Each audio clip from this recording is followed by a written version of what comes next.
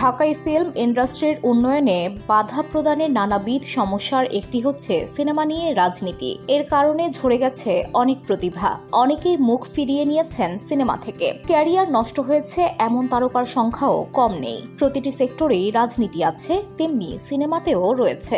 সিনেমার এই নোংরা রাজনীতির শিকার হয়ে অনেককেই দিতে হয়েছে প্রাণ বিসর্জন। তেমনি কিছু তারকার গল্প ও তিক্ত অভিজ্ঞতা নিয়ে সাজানো হয়েছে আজকের প্রতিবেদন। লিখেছেন রিয়েল তন্ময়। ফিল্ম পলিটিক্স বাংলা সিনেমার যাত্রা শুরু থেকেই বিদ্যমান। বিশেষজ্ঞরা প্রায় বলেন জাতীয় রাজনীতির চেয়েও ভয়ঙ্কর সিনেমার রাজনীতি। অতীতে যেমন তারকা শিল্পীরা এর শিকার হয়েছেন, তেমনি বর্তমান প্রজন্মের একাধিক অভিনয় শিল্পীও ফিল্ম পলিটিক্সের ফাঁদে পড়ে হারিয়ে গেছেন। বিভিন্ন সময়ে গণমাধ্যমে তারা ফিল্ম পলিটিক্সের শিকার হয়েছেন বলে দাবি করে জানিয়েছেন সে সময়ের তিক্ত সব অভিজ্ঞতার কথা। গুলশান আরা চম্পা। বাংলা সিনেমার প্রিয় মুখ চম্পা। প্রয়াত পরিচালক শিবলি সাদিক পরিচালিত ৩ কন্যা সিনেমা দিয়ে এ অভিনেত্রীর সিনেমায় অভিষেক ঘটে। অভিনয়ের জন্য জাতীয় চলচ্চিত্র পুরস্কারও পেয়েছেন। তবে এখন তাকে সেভাবে আর সিনেমার পর্দায় দেখা যায় না। নোংরা রাজনীতির কবলে পড়েছিলেন বলে এক সাক্ষাৎকারে জানান তিনি। চম্পা বলেন, আমি রাজনীতির শিকার হয়েছি। কেন হয়েছি সে প্রশ্নের উত্তর এখন আর খুঁজে বেড়াই না। সোহেল চৌধুরী। ১৯৮৪ সালে এফডিসির নতুন মুখের সন্ধানে কর্মসূচির মধ্য দিয়ে রূপালী জগতে পা রাখেন দিতি ও সোহেল চৌধুরী। কয়েক বছর পর দুজনে বিয়ে করেন। দিতি ঢালিউডে তার আসন পাকাপোক্ত করতে পারলেও সোহেল চৌধুরী সফল হননি। শত্রুদের কারণে পৃথিবী থেকে বিদায় নিতে হয়েছে তাকে। সিনেমা সংশ্লিষ্টরা বলেছেন, সিনেমা জগতের এক শ্রেণীর মানুষের অসুস্থ চক্রান্তের শিকার হয়ে প্রাণ দিতে হয়েছে সোহেল চৌধুরীকে। সালমান শাহ। ৯০ দশকের বাংলা সিনেমার এক ধূমকেতুর নাম ছিল সালমান শাহ। স্বল্প সময়ে অধিক জনপ্রিয়তা পেয়ে যাওয়ায় অনেকেই তা মানতে পারেননি। তাকে কোণঠাসা করার চেষ্টা করা হয়েছে অনেকবার। এ বিষয়ে নায়ক সংবাদ সম্মেলনও করেছিলেন। তবুও শেষ রক্ষা হয়নি তার। চিরতরে চলে যেতে হয়েছে তাকে। তার মৃত্যু আত্মহত্যা নাকি হত্যা সেটা এখনো রহস্য। শাকিল খান। সালমান শাহ পরবর্তী সম্ভাবনায় নায়ক হয়ে দাঁড়িয়েছিলেন শাকিল খান। ১৯৯৭ সালে সিনেমায় আসেন তিনি। সে সময়ের জনপ্রিয় জুটি শাকিল পপিকে নিয়ে শুরু হয় নানান গুঞ্জন। এসব কারণে শাকিল খানের ইমেজের ভাটা পড়তে থাকে। রাজনীতির কারণে শাকিলও ছিটকে পড়েন সিনেমা থেকে। বসুন্ধরা, উত্তরা, বনশ্রী, কুড়িল ও বাড্ডা সহ রাজধানীর বিভিন্ন স্থানে অভিজাত ও অত্যাধুনিক মানের ফ্ল্যাট কেনার এক নির্ভরযোগ্য প্রতিষ্ঠান প্লেজেন্ট প্রপার্টিজ লিমিটেড। তাই আপনার স্বপ্নের আবাসনের জন্য আজই যোগাযোগ করুন।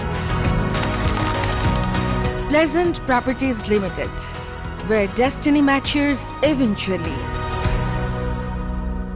সাদিকা পারভিন পপি। জনপ্রিয় নায়িকা সাদিকা পারভিন পপি। তার ক্যারিয়ারে রয়েছে অনেক ব্যবসা সফল সিনেমা। বর্তমানে সিনেমা থেকে একেবারেই নিজেকে গুটিয়ে নিয়েছেন তিনি। এ প্রসঙ্গে গণমাধ্যমে পপি বলেন, একজন নায়ক তথা শিল্পী নেতার নোংরা পলিটিক্সের শিকার আমি। তিনি এমনই পলিটিক্স শুরু করেন যে টিকে থাকা অসম্ভব হয়ে পড়ে। মূলত এ নায়ক বলতে শাকিব খানকে ইঙ্গিত করেছেন, এমনটাই তখন অনেকেই বলেছেন। আমিন খান। আমিন খান এখন সিনেমায় অনিয়মিত, কাজ করছেন না বললেই চলে। ৯০ দশকে নতুন মুখের সন্ধানে কার্যক্রম দিয়ে সিনেমা জগতে আসেন তিনি। এই কার্যক্রমে নির্বাচিত হয়েও ফিল্ম পলিটিক্সের কারণে ২ বছর কোনো সিনেমার কাজ করতে পারেননি। আমিন খান বলেন, সিনেমা জগতে আমি অনেক নোংরা পলিটিক্সের শিকার হয়েছি। হতাশা ঘিরে ধরেছিল, কিন্তু মনোবল শক্ত ছিল, পরিবার পাশে ছিল, তাই হয়তো আত্মহত্যা করিনি। দিলারা হানিফ পূর্ণিমা। অনেক ব্যবসা সফল সিনেমার নায়িকা দিলারা হানিফ পূর্ণিমা। একসময় সরব থাকলেও বর্তমানে খুব একটা সিনেমায় পাওয়া যায় না তাকে।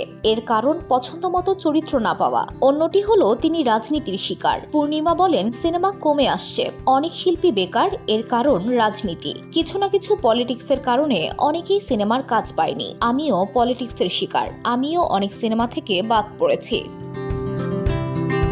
শাকিব খান।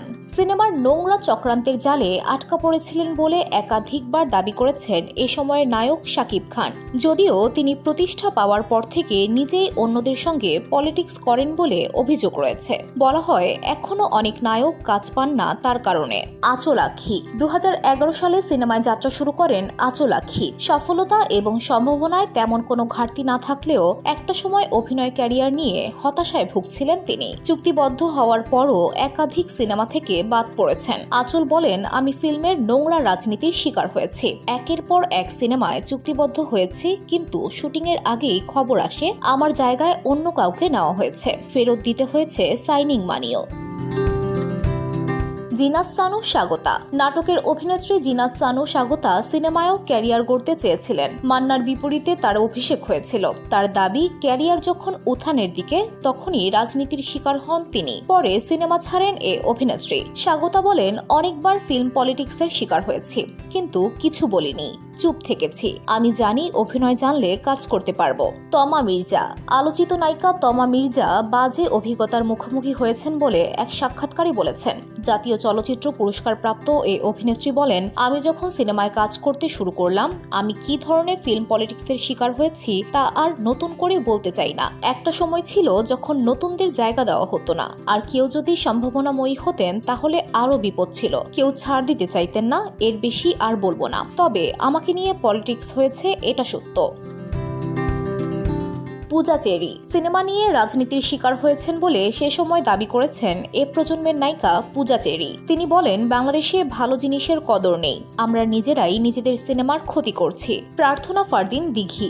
শিশু শিল্পী হিসেবে সিনেমায় অভিষেক হয় দিঘির। এখন তিনি পুরোদস্তুর নায়িকা। তবে কিছুদিন আগেই অভিযোগ করে জানান, গত 3 বছর ধরেই সিনেমা ইন্ডাস্ট্রির সিন্ডিকেটের শিকার হন তিনি। দিঘি বলেন, আমাদের এ ইন্ডাস্ট্রির লোকেরা বিশ্বের সবচেয়ে বেশি নিষ্ঠুর। আমার কোনো সূচনা নেই, কেননা আমি আমাকে চিনি, জানি আমার দক্ষতা সম্পর্কে। এছাড়া ইন্ডাস্ট্রির বর্তমান প্রজন্মের অনেক নায়িকা ফিল্ম পলিটিক্সের শিকার হয়েছেন বলে বিভিন্ন সময় দাবি করেছেন। VOD Bangla news desk.